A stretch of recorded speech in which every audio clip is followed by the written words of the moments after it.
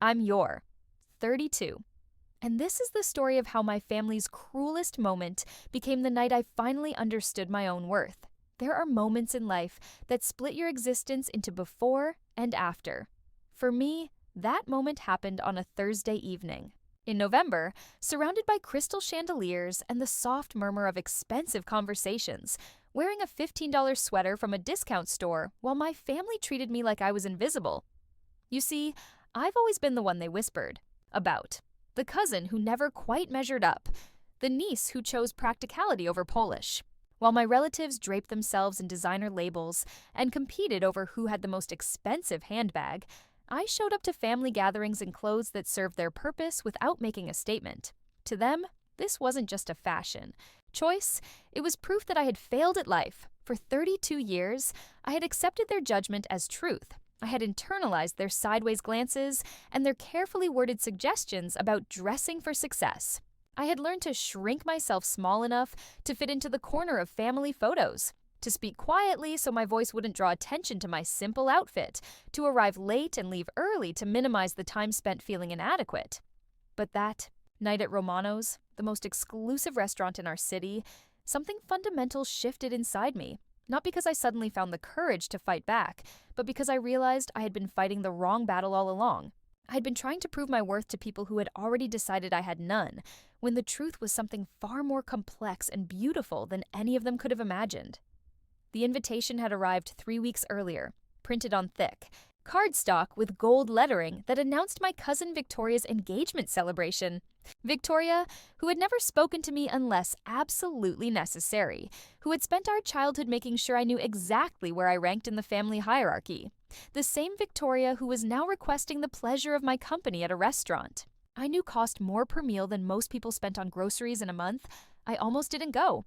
I held that invitation in my hands for days, running my fingers over the elegant script, wondering why they had included me at all. Was it obligation? Pity? Some twisted desire to have someone present who would make everyone else feel superior by comparison? I couldn't decide which possibility hurt more. The woman staring back at me from my bedroom mirror that evening looked tired. Not just physically tired, though the long hours had certainly taken their toll, but emotionally exhausted from carrying the weight of other people's expectations and disappointments. My reflection showed someone who had spent years apologizing for taking up space, for not being enough, for choosing substance over style. I ran my hands over the simple black sweater I had chosen. Clean, comfortable, appropriate, but undeniably inexpensive. My shoes were practical flats that had served me well for 2 years. My jewelry consisted of a basic watch and small earrings that had been a gift from my grandmother. By any reasonable standard, I looked perfectly respectable. But I knew that the moment I walked into that restaurant, I would be measured against a different standard entirely. The drive to Romano's felt like traveling to another world. The restaurant sat in the heart of the city's most prestigious district, surrounded by boutiques where a single dress cost more than some people's monthly rent. Valet attendants in crisp uniforms waited to park cars that gleamed under the streetlights. Through the floor-to-ceiling windows, I could see my family already assembled, their laughter carrying on the evening air. As I sat in my modest sedan, watching my relatives through the glass, I felt the familiar weight of inadequacy settling over my shoulders like an old coat. These people shared my blood, my history, my childhood memories, yet I had never felt more like a stranger.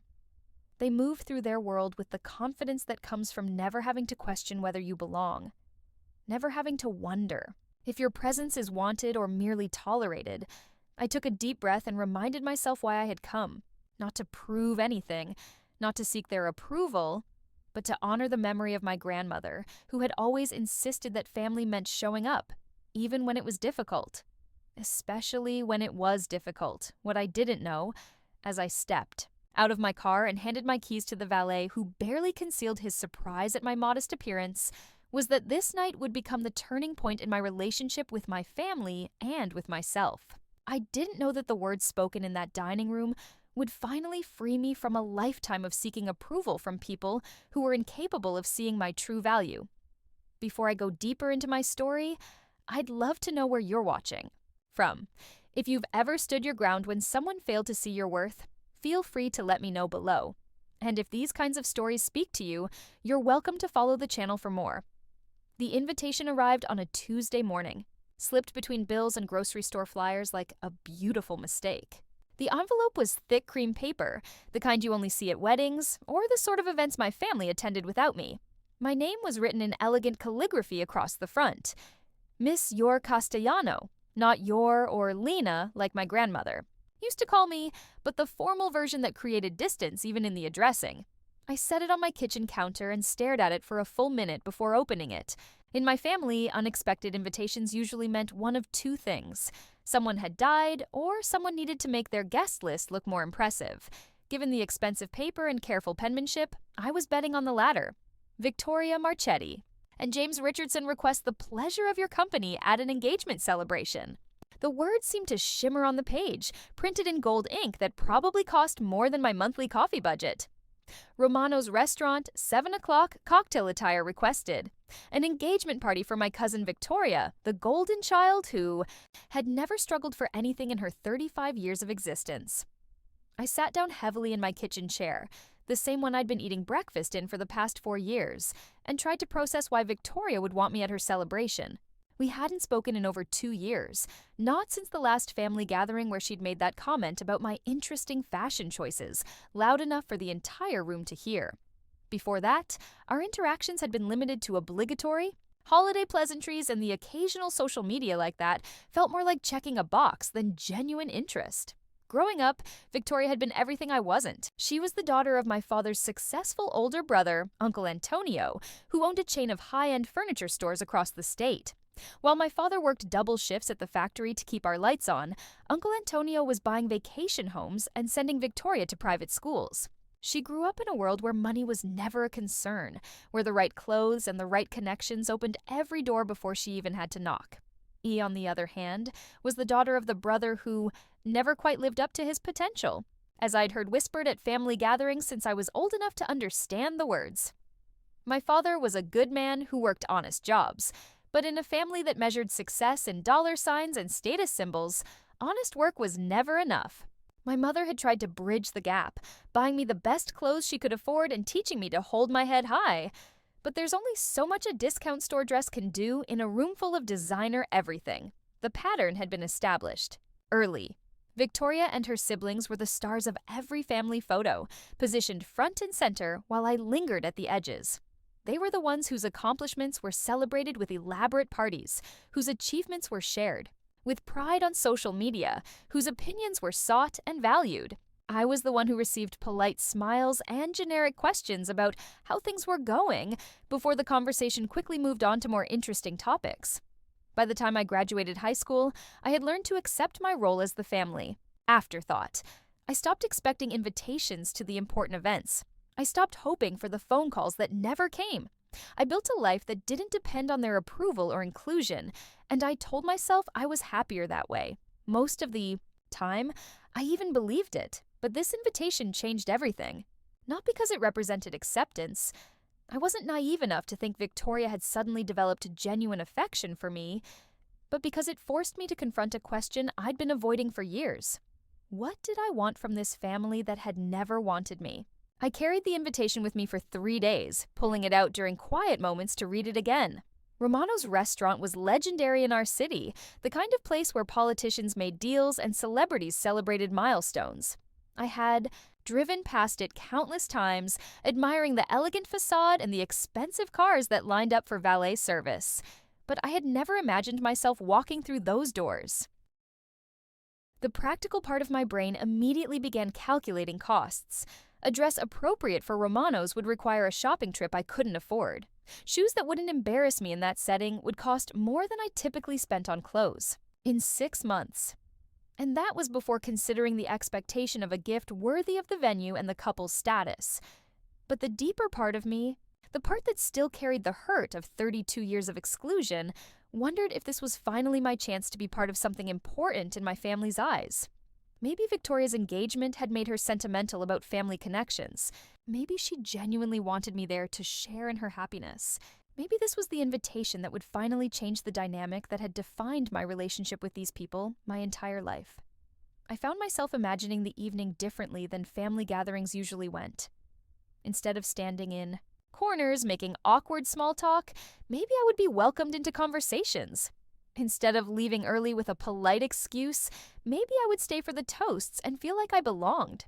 Instead of driving home feeling drained and inadequate, maybe I would finally understand what it felt like to be truly part of this family. The invitation sat on my counter for a week, a beautiful reminder of everything I had always wanted and never received. Every morning, I would see it and feel that familiar flutter of hope mixed with dread. Every evening, I would consider throwing it away and pretending it had never arrived. But something kept me from making either choice. Some instinct that told me this moment was more important than I realized. What I didn't know then was that Victoria's invitation wasn't about including me in her celebration. It was about needing an audience for the performance of her perfect life. Someone whose presence would highlight just how much she had achieved and how far she had risen above the rest of us. I was being invited not as a beloved family member, but as a living reminder of what failure looked like in designer clothing.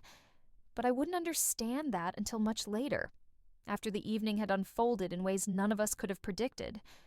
What my family didn't know, what they had never bothered to ask or discover, was that the woman they pitied for her simple clothes and modest lifestyle had built something extraordinary from absolutely nothing.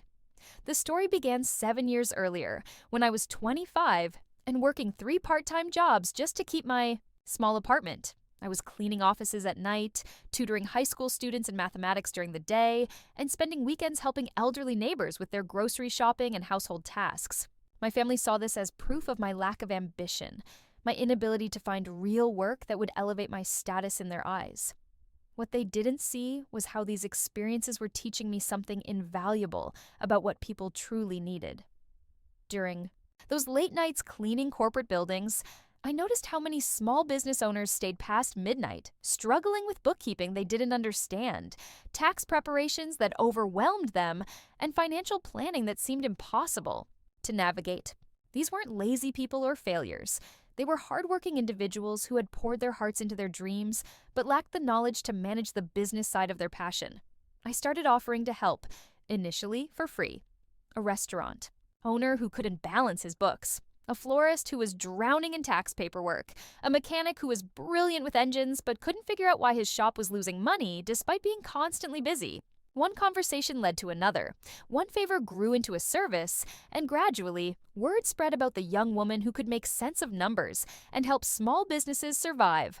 By my 27th birthday, I had formally launched Castellano Business Solutions from my kitchen table. No fancy office, no expensive equipment, just a laptop, a basic printer, and an understanding of what it meant to struggle that most financial consultants learned from textbooks rather than experience. My first official client was Mrs. Chen, who owned a small bakery and was facing bankruptcy despite making the most incredible pastries in the city.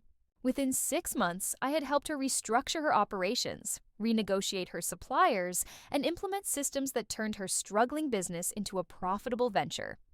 The transformation was remarkable, but more than the numbers, it was Mrs. Chen's relief and gratitude that showed me I had found my calling. This wasn't just about spreadsheets and profit margins. It was about preserving dreams, protecting livelihoods, and giving hardworking people the tools they needed to succeed. Word traveled fast in the small business community. A dry cleaner recommended me to a friend who owned a food truck. The food truck owner told his brother who was starting a construction company. Each success story led to 3 new clients, and each new client taught me something different about the challenges facing entrepreneurs who didn't have business degrees or family money to cushion their mistakes. I deliberately kept my overhead low, working from home and meeting clients in their establishments, rather than requiring them to come to some intimidating corporate office. I charged fair rates that reflected the value I provided without pricing out the very people I most wanted to help. My family interpreted this as a lack of ambition, evidence that I was settling for less than I deserved. They couldn't understand that I was choosing to build something meaningful rather than simply chasing the appearance of success. By my 30th birthday, Castellano Business Solutions had evolved into something I had never expected. I wasn't just helping individual businesses anymore. I was consulted by community development organizations, invited to speak at entrepreneur workshops, and retained by the city to help evaluate small business loan applications. My client list included over 200 businesses, from family restaurants to tech startups, and my success rate was something that would have impressed any traditional consulting firm. But the real measure of my success wasn't in the growing bank account or the recognition from professional organizations. It was in the thank you cards that filled a drawer in my desk, the wedding invitations from clients whose businesses had thrived enough to afford celebration, the photos of employees who had kept their jobs because their employer had learned to manage cash flow properly. I had built something that mattered, something that made a real difference in people's lives. The financial rewards had grown substantially over the years. What started as modest fees for basic bookkeeping had evolved into comprehensive consulting contracts that generated more income than I had ever imagined possible. I could have afforded the designer clothes my family valued, the luxury car that would have impressed them, the expensive apartment in the prestigious part of town that would have marked me as successful in their eyes. Instead, I chose to live simply and invest my earnings in things that aligned with my values. I purchased a small, comfortable home in a neighborhood where teachers and firefighters were my neighbors rather than status symbols. I drove a reliable car that served its purpose without making a statement. I bought clothes that were well made and appropriate without bearing designer labels that would have validated my worth in my family's eyes. This wasn't about being cheap or lacking taste. It was about understanding that true security came from having options, not from displaying wealth. Every dollar I didn't spend on impressing people who had never valued me anyway was a dollar that gave me freedom to make choices based on my principles rather than financial pressure. I contributed regularly to a scholarship fund for first-generation college students. I quietly paid for business development workshops in underserved communities. I had established an emergency fund that allowed me to help clients through temporary cash flow crises without expecting immediate repayment. These weren't tax write-offs or networking strategies. They were expressions of values that had been shaped by years of understanding what it meant to struggle. My family's rejection had taught me something they never intended, that worth isn't determined by external validation, and success isn't measured by other people's recognition. Their dismissal had forced me to define achievement on my own terms, to build something that would matter whether anyone acknowledged it or not. The irony wasn't lost on me that the same relatives who had spent years treating me like a failure had no idea that I was probably more financially stable than most of them. Uncle Antonio's furniture stores were impressive, but they also carried massive overhead and significant debt. Victoria's lifestyle looked glamorous on social media, but I knew enough about her father's business to understand that appearances could be deceiving. I had learned to find satisfaction in the quiet knowledge of my own accomplishments rather than seeking applause from people whose approval had never been freely given. When former clients sent referrals my way, when business owners thanked me for helping them achieve their dreams, when I could sleep peacefully knowing that my work had genuine value, these were the rewards that mattered more than any family recognition ever could. But receiving Victoria's invitation had stirred something in me that I thought I had resolved years ago. Despite everything I had built, despite the confidence I had developed in my professional life, there was still a part of me that wondered what it would feel like to be seen and valued by the people who shared my last name and my childhood memories. The question wasn't whether I was successful enough to warrant their respect. The question was whether their respect was something worth wanting at all. The decision to attend Victoria's engagement party came to me not in a moment of courage or determination, but in a quiet realization that I was tired of running from situations. That made me uncomfortable. For too many years, I had avoided family gatherings, declined invitations, and found excuses to miss celebrations because I couldn't bear the weight of their judgment. But avoidance hadn't brought me peace. It had only preserved the wounds that should have healed by now. I made the choice on a Sunday evening, 2 weeks before the party, while sitting in my living room with a cup of tea and the invitation propped against a lamp where I had been staring at it for days. The decision wasn't about proving anything to my family or showing them how wrong they had been about me. It wasn't about revenge or vindication or any of the dramatic motivations that might make for a better story. It was about something much simpler and more important, finding out whether I was strong enough to be myself in their presence without needing their approval to feel worthy. The next question was what to wear, and this became a defining moment in itself.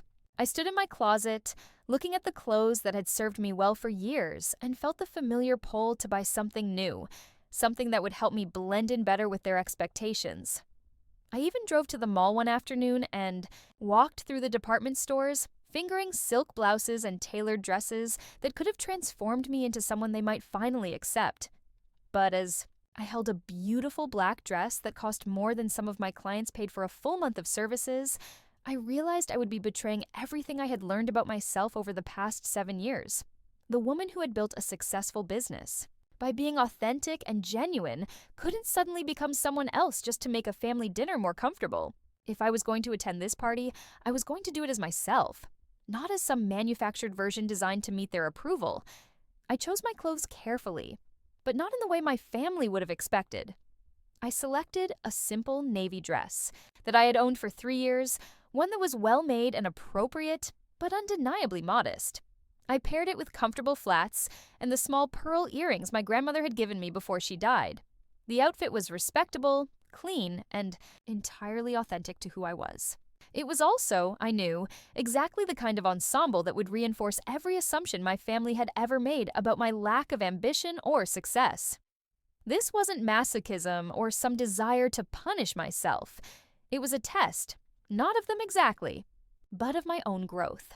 I wanted to see if I could walk into that room, dressed exactly as I chose to dress, and maintain my sense of self-worth regardless of their reactions.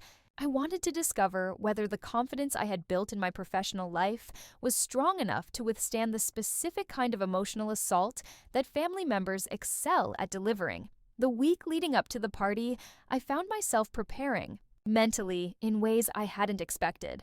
I practiced responses to the comments I knew were coming. Not defensive explanations or justifications, but calm acknowledgments that wouldn't give them the emotional reaction they were seeking. I reminded myself of the clients who trusted me with their most important business decisions, the colleagues who sought my advice, the community members who valued my contributions. These people saw my worth clearly. Their vision didn't become less accurate just because my relatives couldn't see what they saw.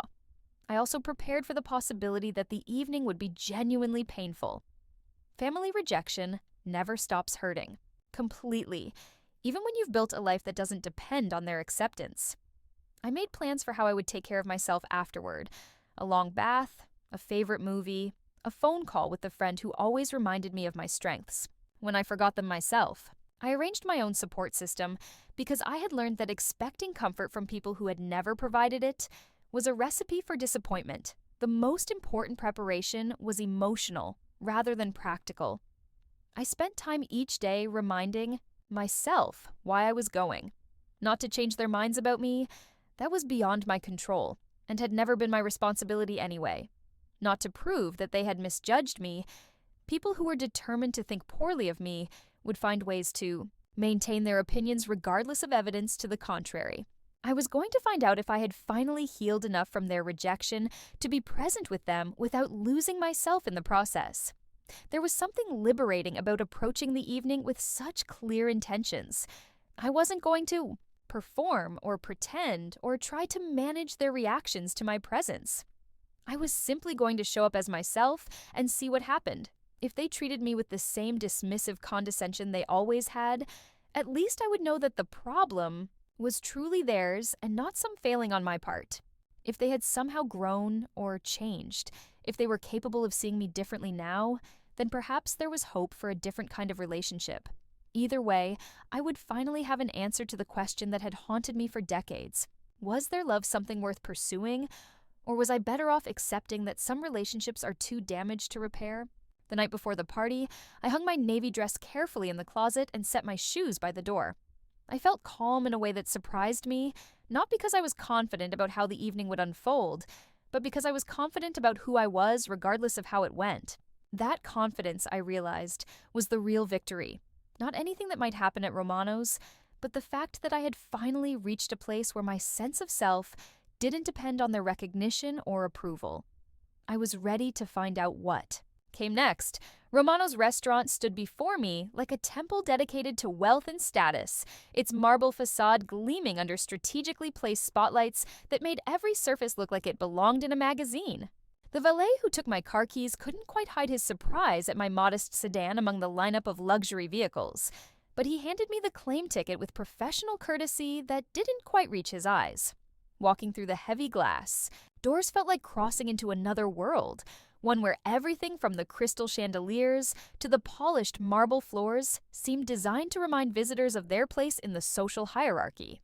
The hostess, immaculately dressed and perfectly composed, glanced at my simple navy dress with the kind of practiced assessment that happened so quickly I might have imagined it, except I had learned to recognize that particular look years ago. "I'm here for the Marchetti Richardson engagement party," I told her, and watched her expression shift into the kind of smile reserved for guests who clearly weren't paying the bill. "Of course, right this way," she said, leading me through the main dining room where other patrons looked up from their meals with mild curiosity. I could feel their eyes taking inventory, my off-the-rack dress, my sensible shoes, my simple jewelry, and making rapid calculations about whether I belonged in their exclusive space. The private dining room where my family had gathered was even more impressive than the main restaurant, with floor-to-ceiling windows overlooking the city skyline and a table that could have accommodated a small wedding reception. Victoria had spared no expense, which wasn't surprising given that her father was footing the bill and had always believed that money spent on appearances was money well invested. The moment I stepped into the room, I felt the familiar shift in energy that had defined every family gathering of my adult life. Conversations didn't stop exactly, but they became more performative, as if everyone was suddenly aware they had an audience for their displays of success and sophistication. I could see my relatives registering my presence and making immediate judgments about my appearance, my timing, my presumption in attending such an elegant event dressed so simply. Uncle Antonio was holding court near the windows, gesturing expansively, as he told some story about a recent business deal, his gold watch catching the light with every movement. Aunt Margaret was showing off her new jewelry to a circle of admiring cousins, each piece clearly chosen to demonstrate her husband's continued prosperity. The younger generation clustered around Victoria, who looked radiant in a dress that probably cost more than I spent on clothes in an entire year, their laughter bright and performative as they competed to offer the most impressive engagement. Gift stories. I moved through the room like a ghost, acknowledged with polite nods and brief smiles that didn't invite conversation. My cousin David gave me a distracted hello before immediately turning back to his discussion about vacation properties in Italy. Aunt Rose asked how I was doing in the tone people use when they don't actually want an answer longer than, "Fine, thanks." The pattern was so familiar I could have choreographed it, the minimum courtesy required to maintain the pretense of family warmth, without any genuine interest in my life or well-being. What struck me most forcefully wasn't the dismissiveness itself, but how superficial every interaction in that room felt. The conversations were performances rather than genuine exchanges, each person working to establish their position in the family's unspoken hierarchy through carefully chosen anecdotes about their achievements, their acquisitions, their connections to important people. Everyone was selling themselves to everyone else, desperate to maintain their standing in a group where worth was measured entirely by external markers. I found myself positioned near the bar, not because I particularly wanted a drink, but because it was the only space where I could observe without being expected to participate in conversations that had no room for someone like me. From there, I watched my family members navigate their elaborate social dance, each interaction calculated to reinforce relationships that served their interests while maintaining the appearance of genuine affection. Victoria was in her element, accepting congratulations and compliments with the gracious manner of someone who had never doubted she deserved them. Her fiancé James seemed pleasant enough, though I noticed he spent most of his time nodding along to Uncle Antonio's business stories with the focused attention of someone who understood where his bread would be buttered in this family. The engagement ring on Victoria's finger caught the light like a small star, and I heard her mention its cost to at least 3 different people during the first half hour I was there. The gift table groaned under the weight of elaborately wrapped boxes, each one trying to outdo the others in size and presentation, if not actual value. I had brought a modest gift card to a store I knew Victoria liked, wrapped simply but thoughtfully, and seeing it among the display made me feel like I had arrived at a black tie event in casual clothes, which, in many ways, I had. As the evening progressed, I began to notice the subtle ways my presence was being managed by the group. Conversations would shift to topics I couldn't contribute to, expensive restaurants I'd never tried, vacation destinations beyond my budget, mutual acquaintances, from social circles I'd never been part of. When I tried to join discussions about local news or community events, topics where I actually had something to offer, the energy would deflate slightly before someone would redirect the conversation back to safer territory. The isolation was expertly crafted, so subtle that any individual incident could be dismissed as coincidence or misunderstanding. But the cumulative effect was unmistakable. I was being reminded, gently but firmly, that I didn't belong in this room with these people, that my presence was tolerated rather than welcomed, that the simple act of existing as myself in their space was somehow an imposition. What surprised me was how little it hurt compared to previous family gatherings. Not because the behavior was any less dismissive or the exclusion any less complete, but because I had finally developed enough confidence in my own worth that their opinion couldn't devastate me the way it once had. I could see their actions, clearly now, not as accurate reflections of my value, but as expressions of their own insecurities and need to maintain artificial hierarchies that made them feel important. Still, standing in that beautiful room, surrounded by people who shared my blood but not my values, I felt profoundly alone. The loneliness wasn't about being excluded from their conversations or ignored in their photos. It was about the realization that these people who had shaped my childhood and influenced my sense of self were strangers to me in every way that mattered. We had no common ground beyond genetics, and shared memories that meant different things to each of us. I was beginning to understand that the real test of this evening wouldn't be whether I could endure their judgment with dignity, but whether I could maintain my sense of self while watching people I had once desperately wanted to impress reveal themselves as smaller and more petty than I had ever imagined. The first hour of the party had been manageable, uncomfortable but familiar, like wearing shoes that didn't quite fit but weren't painful enough to demand immediate attention.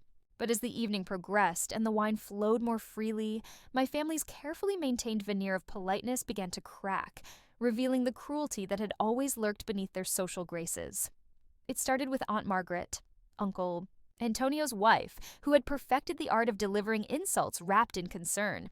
She approached me during a lull in conversation, her diamond bracelet catching the light as she gestured toward my outfit with the kind of expression reserved for discussing unfortunate accidents.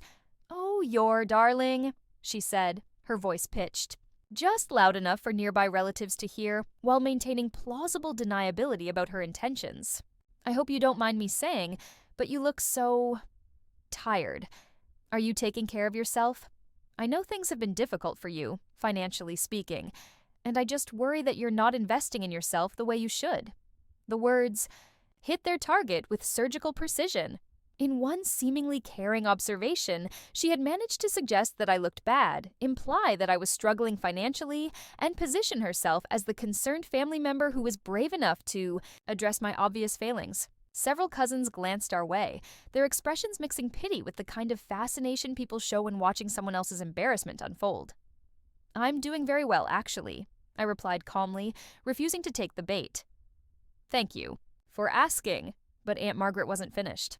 Of course, I'm sure you're doing your best. It's just that presentation is so important, especially at events like this. You know how people talk, and we wouldn't want anyone to get the wrong impression about our family." The implication was clear. My appearance reflected poorly on all of them, and my presence at this elegant gathering was somehow damaging to their collective reputation. I felt the familiar burn of shame rising in my chest, the same feeling I'd carried home from family events since childhood, but this time it was accompanied by something new, a clear-eyed recognition of exactly what was happening and why. Victoria, resplendent in her designer gown and surrounded by her usual circle of admirers, caught wind of the conversation and drifted over with the kind of smile that promised entertainment at someone else's expense. Her engagement ring caught the light as she gestured toward me, and I noticed how she positioned herself so that the contrast between her elegant appearance and my simple dress would be immediately apparent to anyone watching. I'm so glad. "You could make it," Victoria said, her tone syrupy with false warmth. "I wasn't sure you'd be comfortable in a place like this. I know it's not exactly your usual scene." She paused, letting her eyes travel over my outfit with theatrical disappointment. I should have mentioned the dress code more specifically on the invitation. I just assumed.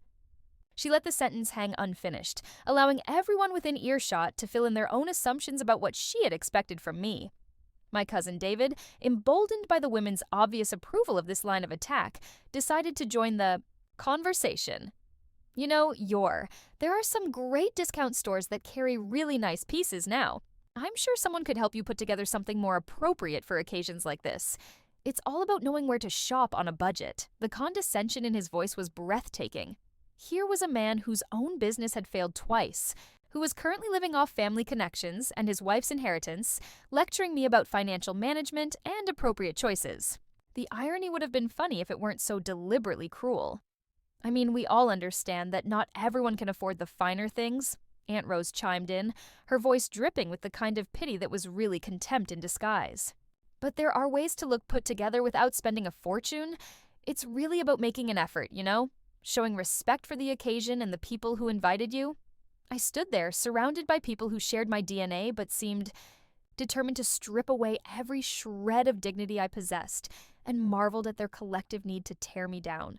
This wasn't casual thoughtlessness or social awkwardness. This was deliberate, coordinated cruelty designed to remind me of my place in their hierarchy and punish me for having the audacity to attend an event where I clearly didn't belong. The most painful part wasn't the words themselves, though they stung with the precision that comes from decades of practice. It was watching other family members either actively participate in the humiliation or stand by silently, their discomfort obvious but not strong enough to inspire them to intervene. My younger cousins shifted awkwardly, studying their phones or finding sudden reasons to refresh their drinks. The older relatives nodded along with knowing expressions, as if my public humiliation was both inevitable and deserved. Uncle Antonio, who had been holding court near the windows, apparently decided the conversation wasn't quite brutal enough, and made his way over to contribute his own observations. Your father was always too proud to accept help when it was offered. I hope you're not making the same mistake. There's no shame in admitting when you're in over your head, and family is supposed to help family. His words were carefully chosen to sound generous while actually being devastating.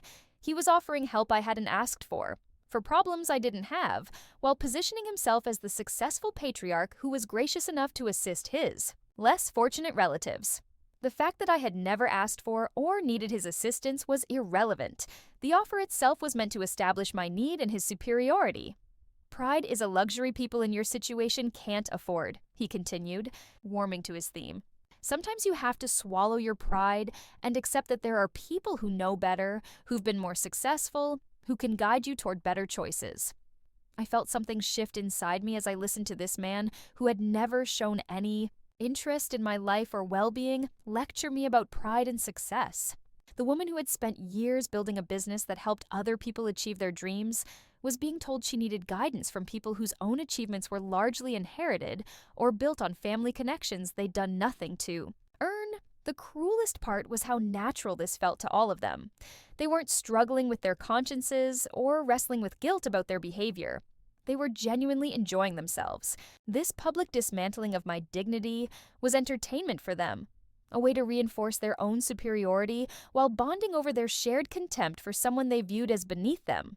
Victoria, sensing that the moment had reached its peak, effectiveness, delivered what she clearly intended as the final blow. I really admire how you don't let circumstances affect your confidence, Yor. It takes real courage to show up somewhere like this when you're so obviously out of your element. Not everyone would be brave enough to risk that kind of comparison. The words hung in the air like smoke from an extinguished candle, acrid and lingering. She had managed to frame my presence as both pitiable and presumptuous, suggesting that I was either too delusional to recognize my inadequacy or too desperate for inclusion to care about embarrassing myself in front of my betters. Standing there, in that beautiful room, surrounded by crystal and candlelight and the soft murmur of expensive conversation, I felt the full weight of 32 years of accumulated rejection and dismissal. These people had never seen me as fully human, never considered that I might have feelings that could be hurt, or dreams that mattered, or accomplishments worth acknowledging. But underneath the familiar pain, something else was stirring. Not anger, exactly, but a kind of crystalline clarity about what was really happening and what it meant about them rather than about me. The humiliation had reached a crescendo that felt almost surreal in its intensity. My family had formed a loose circle around me, like predators closing in for the final kill, their faces animated with the kind of righteous satisfaction that comes from confirming one's own superiority through someone else's degradation. Other guests in the private dining room had begun to notice the commotion, their conversations quieting as they turned to witness whatever drama was unfolding in our corner. That's when Aunt Margaret decided to deliver what she clearly intended, as the coup de grâce. Her voice rose above the murmur of conversation, carrying across the elegant dining room with the kind of projection that suggested she wanted an audience for her performance. Honestly, I have to say what everyone else is thinking. She announced, her words slightly slurred from the wine, but her intention crystal clear. You really shouldn't have come dressed like that to a place like this. It's embarrassing for all of us, and it's disrespectful to Victoria and James on their special night. The room fell silent with the kind of dramatic timing you only see in movies, except this was horrifyingly real. Every conversation stopped mid-sentence. Every head turned in our direction. Even the soft background music seemed to fade, as if the universe itself was holding its breath to witness my complete and utter humiliation. I mean, look around, Margaret continued, emboldened by the attention and the wine. This is Romano's, not some family diner. People save for months to eat here. They dress appropriately out of respect for the establishment and the other guests. And here you are, dressed like you're going to the grocery store, bringing down the tone of the entire evening. Victoria's smile was radiant with vindicated cruelty. Uncle Antonio nodded approvingly, as if Margaret was finally saying what needed to be said. My other relatives shifted uncomfortably, but remained silent, complicit in their refusal to intervene. The humiliation was complete, public, and seemingly final.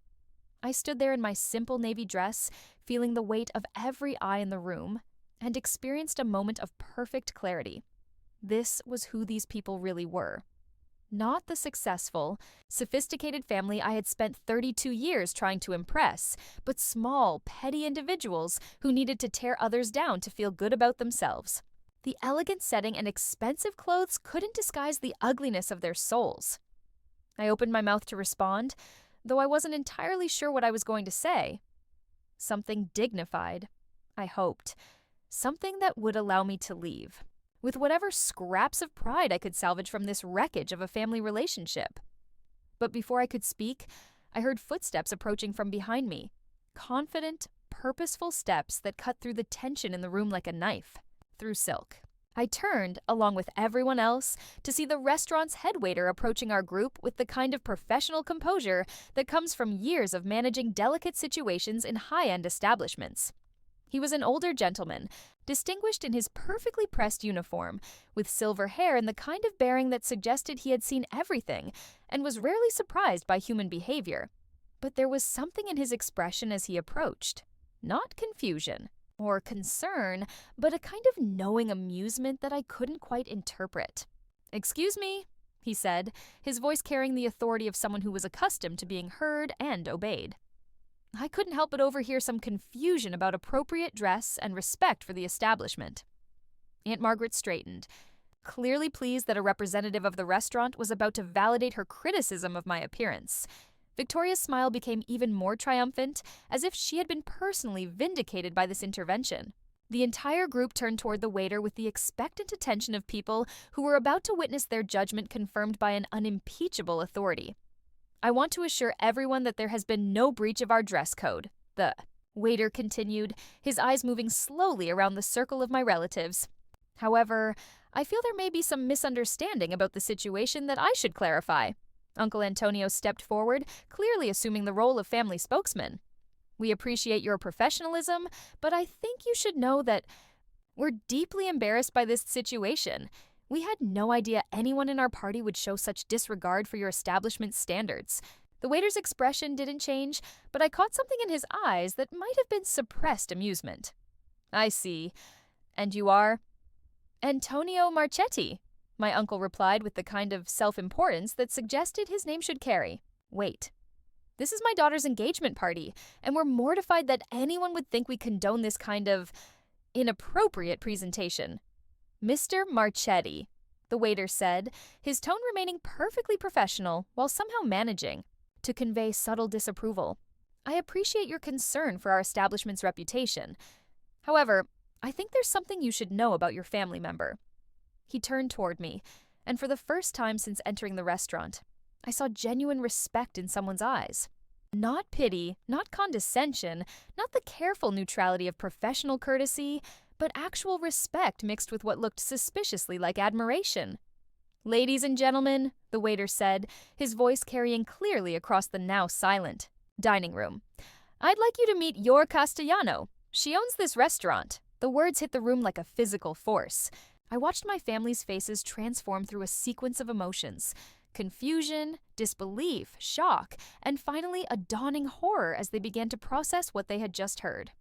Victoria's triumphant smile froze and then crumbled. Aunt Margaret's mouth fell open in a way that would have been comical if the moment weren't so devastating. Uncle Antonio looked like he had been slapped. "I'm sorry, what?" Victoria managed to whisper, her voice barely audible. The waiter smiled, clearly enjoying the moment more than his professional demeanor typically allowed. "Miss Castellano purchased Romano's 3 years ago when the previous owners were facing bankruptcy. Under her management, we've become one of the most successful restaurants in the city. She's been an exemplary owner, fair to staff, generous, with benefits, and deeply committed to maintaining the standards that make this establishment special." I could hear my own heartbeat. Every assumption they had made about me, every cruel word they had spoken, every moment of condescension and pity was being rewritten in real time. The woman they had just publicly humiliated for being inappropriately dressed for such an elegant establishment was the person who had made the establishment what it was. I looked around at their faces, my family members who had spent the evening systematically destroying my dignity, and felt something I had never experienced before.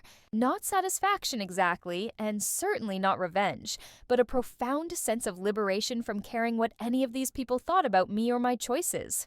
The truth was finally out, and everything was about to change. The silence that followed. The waiter's revelation was unlike anything I had ever experienced. It wasn't the uncomfortable quiet of an awkward pause in conversation, but something deeper and more profound. The sound of an entire worldview crashing down around the people who had built their identity on being superior to me. I watched my family's faces cycle through emotions like a time-lapse video of the stages of grief. Confusion gave way to disbelief, disbelief to shock, and shock to a dawning horror as they began to understand not just what they had learned, but what they had revealed about themselves in the process. Victoria was the first to find her voice, though it came out as barely more than a whisper. You own Romano's?" The waiter, whose name I remembered was Giuseppe, smiled with the satisfaction of someone who had just delivered perfect justice. "She certainly does. Ms. Castellano has been one of the most respected business owners in the city for years. We're honored to work for her."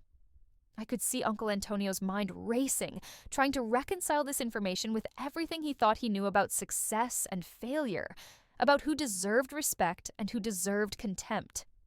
His mouth opened and closed several times, but no words came out.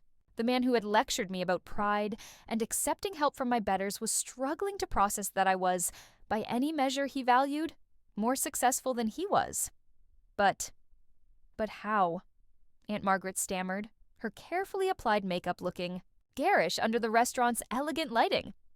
"You work 3 jobs, you live in that little house, you dress like—" She gestured vaguely at my simple navy dress, unable to finish the sentence that had seemed so powerful just minutes earlier. I took a deep breath, feeling calmer than I had all evening. The worst had happened. My family had shown exactly who. They were in the most public way possible, and somehow I was still standing. More than standing, actually. I was free. "I bought Romano's 3 years ago," I said quietly, my voice carrying clearly in the hushed room. The previous owners, the Romano family, had run it for 40 years, but they were facing bankruptcy, bad management, outdated systems, mounting debt. They were going to lose everything their grandfather had built. I looked around at my relatives, these people who had spent decades measuring worth by external displays of wealth, and realized they were about to learn something about what real success actually looked like. I had been working with small businesses for years by then, helping them restructure and find their footing. When I heard about Romano's situation, I knew I could help. Not just as a consultant, but as an owner who understood what it meant to struggle, what it meant to fight for something meaningful. Giuseppe nodded approvingly. The Romano family was devastated when they had to sell, but Miss Castellano made sure they could stay on in advisory roles. She kept all the staff, improved our benefits, and helped us become the success we are today. We've tripled our revenue under her ownership. Victoria's face had gone pale beneath her expertly applied makeup. But why didn't you ever say anything? Why let us think— Think what? I interrupted gently. That I was a failure? That I was struggling? That I needed your help? Or your pity? I shook my head, feeling a sadness that went deeper than anger. You never asked about my life. None of you ever showed any interest in what I was actually doing or achieving. You saw my simple clothes and my modest house and decided you knew everything you needed to know about who I was. Uncle Antonio finally found his voice, though it was strained and uncertain. If we had known, if you had told us about your success, you would have treated me differently, I finished for him. I know, that's exactly the problem. The truth of that statement hung in the air like smoke. They would have treated me differently. Not because they had learned to value me as a person, but because I had achieved something they could recognize and respect. Their treatment of me had never been about who I was. It had always been about what I could prove I was worth in their limited understanding of value. The restaurant business is incredibly challenging, I continued, my voice growing stronger as I spoke. 90% of new restaurants fail within the first year. Romano's wasn't just struggling, it was dying. I spent months analyzing their operations, restructuring their debt, renegotiating supplier contracts, and implementing new systems.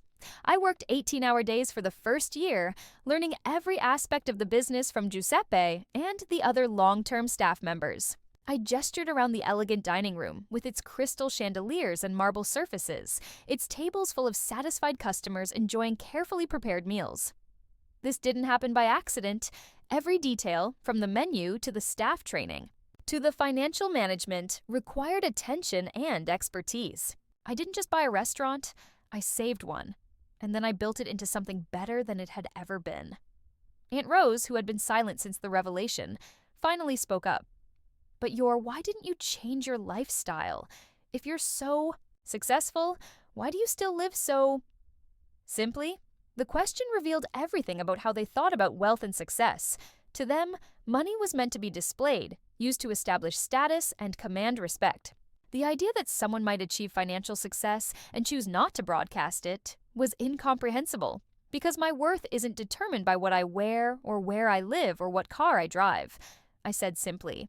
I learned that lesson from all of you, actually. I spent so many years watching this family measure people by their possessions, judge worth by external displays, and treat others with respect only when they could prove their status. I decided I wanted to build a different kind of life. Giuseppe smiled with obvious pride. Ms. Castellano has created jobs for over 60 people. She's contributed to scholarship funds, supported local charities, and helped dozens of other small businesses through consulting work. She's made a real difference in this community. I could see my family struggling to reconcile this information with the narrative they had constructed about me over the years. I wasn't just successful, I was successful in ways that made their own achievements look shallow by comparison. I hadn't just built wealth, I had built something meaningful that helped other people and strengthened the community. Every time I came to a family gathering and you made comments about my clothes or my choices, I could have told you about the restaurant, I said quietly. I could have mentioned the business, the consulting work, the financial success, but I wanted to see if any of you could value me for who I was rather than what I had achieved. The answer to that question was now clear to everyone in the room. They couldn't. They had failed a test they didn't even know they were taking, and in doing so, they had revealed the poverty of their own values. Victoria, who had been standing frozen since the revelation, finally managed to speak. We had no idea. I'm so sorry. If I had known— You're sorry that you were wrong about me, I corrected gently. But you're not sorry about how you treated someone you thought was struggling. You're not sorry about the cruelty, just about the mistake. That distinction, I realized, was everything. The transformation was immediate and nauseating to witness. Within moments of learning the truth about my success, my family members began a frantic process of revisionist history that would have been comical if it weren't so transparently desperate. Uncle Antonio was the first to attempt damage control, his voice taking on the hearty, backslapping tone he typically reserved for people he considered useful business contacts. My dear, we've always been proud of your entrepreneurial spirit. Remember how I used to tell everyone about your little consulting business? I always knew you had it in you. The lie was so blatant it took my breath away. This was the same man who had, just 20 minutes earlier, lectured me about pride and accepting help from more successful family members. Now, he was claiming to have been my champion all along, rewriting decades of dismissal and condescension with the casual confidence of someone who assumed I would be grateful enough for his sudden attention to ignore the obvious falsehood. Aunt Margaret jumped in with her own desperate attempt at reconciliation. "Oh yes, we've always known you were destined for great things.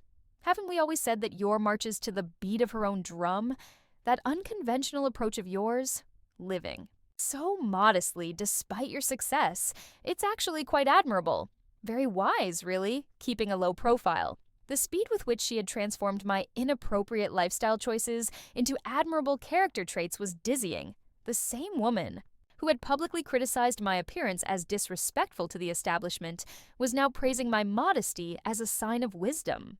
The same relatives who had spent the evening making cutting remarks about my budget constraints were suddenly celebrating my frugality as a virtue. Victoria, meanwhile, was frantically trying to reframe the entire evening's events. I've always felt like we had this special connection, I think that's why I wanted you here tonight. Some instinct that you were someone really important in our family. I've always admired how authentic you are, how you don't feel the need to show off like some people do. The irony was breathtaking. The woman who had just finished humiliating me for being inappropriately dressed was now claiming to admire my authenticity. The cousin who had suggested I didn't belong in such an elegant establishment was suddenly positioning herself as someone who had always recognized my special qualities. But it was the sudden shift in their interest that was perhaps the most revealing aspect of their behavior. Relatives who hadn't asked me a meaningful question about my life in years were suddenly fascinated by every detail of my business operations. "Tell me about the restaurant business," Uncle Antonio demanded with the aggressive enthusiasm of someone trying to identify potential opportunities. "What kind of profit margins are we talking about? Have you considered expanding? I have some contacts in the industry who might be interested in partnerships." Within minutes of learning about my success, he was already positioning himself to benefit from it. The man who had never shown any interest in my life was suddenly eager to leverage my achievements for his own gain. Cousin David, who had earlier lectured me about discount shopping, was now practically salivating over the business possibilities. I've been thinking about getting into the hospitality industry myself. Maybe we could grab coffee sometime and you could give me some advice. Family should help family, right?" The shamelessness was staggering.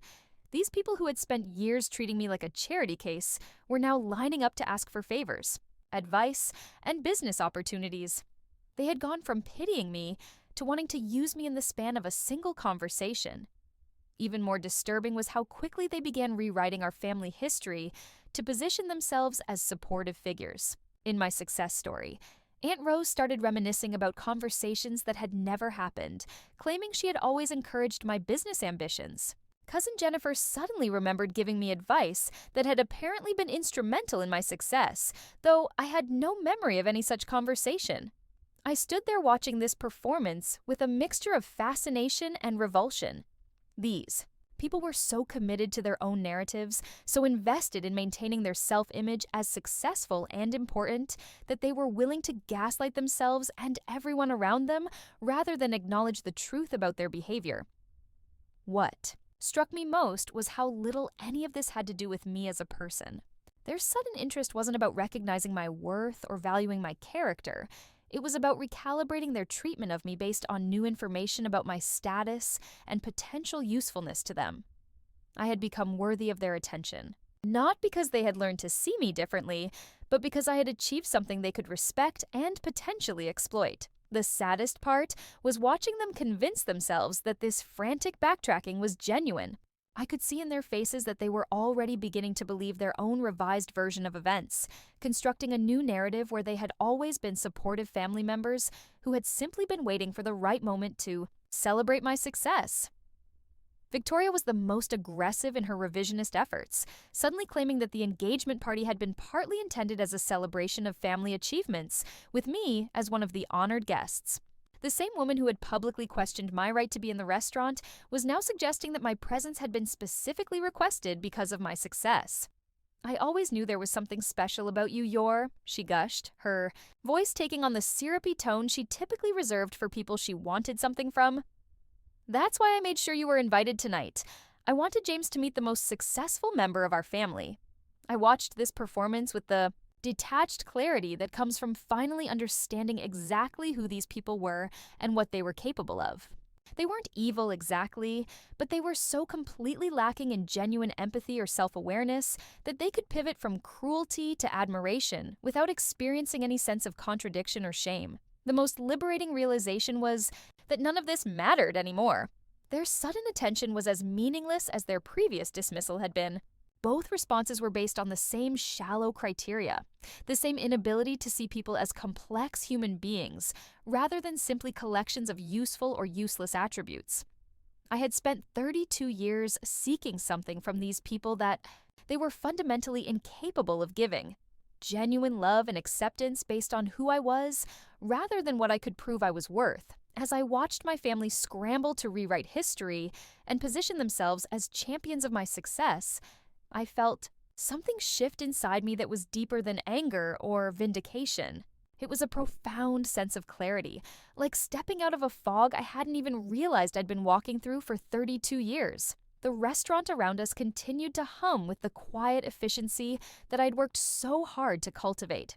Servers moved gracefully between tables, ensuring that every guest felt valued and cared for. The soft lighting created an atmosphere of warmth and welcome that extended to everyone who walked through our doors, regardless of what they wore or how much money they had. This was the world I had built, one based on treating people with dignity and respect simply because they were human beings worthy of kindness. The contrast with my family's behavior couldn't have been starker. I raised my hand gently, and the frantic attempts at reconciliation gradually quieted. Victoria stopped mid-sentence in her elaborate explanation of how she had always planned this evening as a celebration of family success. Uncle Antonio paused in his aggressive pitch for business partnerships. Aunt Margaret ceased her desperate praise of my wise lifestyle choices. They all turned toward me with expressions that mixed hope with apprehension, as if they were beginning to realize that their hasty damage control might not be sufficient to undo the evening's revelations. "I want to thank you," I said quietly, my voice carrying clearly in the hushed dining room. "All of you. You've given me something tonight that I've needed for a very long time, though probably not in the way you intended." Their faces showed confusion mixed with cautious optimism. Uncle Antonio's expression suggested he was already composing his acceptance speech for my gratitude and planning how to leverage this moment into future business opportunities. "You've shown me exactly who you are," I continued, my tone remaining calm and measured. "Not who you pretend to be when it serves your interests, but who you really are when you think you're safe to reveal your true feelings." The optimism began to fade from their expressions as they started to understand that this wasn't going to be the gracious reconciliation they were hoping for. For 32 years, I've been trying to earn something from this family that I now realize you're incapable of giving. I've been seeking acceptance and love and respect from people who can only value others based on external markers of success. I've been hoping for genuine connection from people who see relationships as transactions and family as a hierarchy to be navigated rather than a source of unconditional support. Victoria's face had gone pale, and I could see her beginning to understand that her frantic attempts to reposition herself as a supportive cousin were not going to erase what had happened earlier in the evening. "The saddest part isn't that you treated me poorly when you thought I was struggling," I said, looking around at each of their faces. "The saddest part is that your treatment of me only changed when you learned about my financial success. You're not sorry about your cruelty, you're sorry about your mistake. You're not apologizing for lacking kindness. You're apologizing for lacking information. Aunt Margaret started to speak, but I held up my hand again, and she fell silent. If I had been exactly who you thought I was, someone struggling financially, someone who couldn't afford expensive clothes or elegant lifestyle choices, would that have made your behavior tonight acceptable?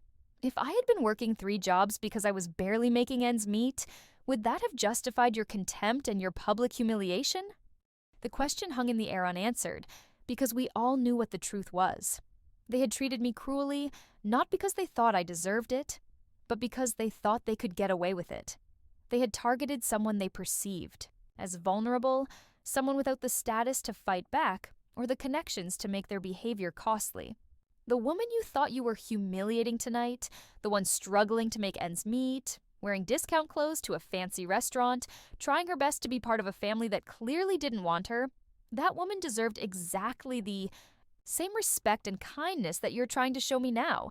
Her worth as a human being wasn't diminished by her bank account or enhanced by her wardrobe. I looked at Giuseppe, who had remained standing nearby with the professional composure that I had come to respect so much in my staff. This restaurant serves people from all walks of life. We have customers who save for months to afford a special dinner here, and we have others who could buy the entire building without thinking twice about it. Every single person who walks through our doors receives the same level of service, the same warmth, the same dignity. That's not good business practice. That's basic human decency. Uncle Antonio cleared his throat, clearly uncomfortable with the direction this conversation was taking. We understand you're upset, but family is family. We all make mistakes, and what matters is that we're willing to move forward together. You're right that family is family, I agreed, but you've shown me tonight that blood relation doesn't automatically create the bonds of love and loyalty that make family meaningful. Real family is built on mutual respect, genuine care for each other's well-being, and the kind of unconditional acceptance that doesn't fluctuate based on external circumstances. I thought about Mrs. Chen from the bakery, who had invited me to every family celebration since I'd helped save her business.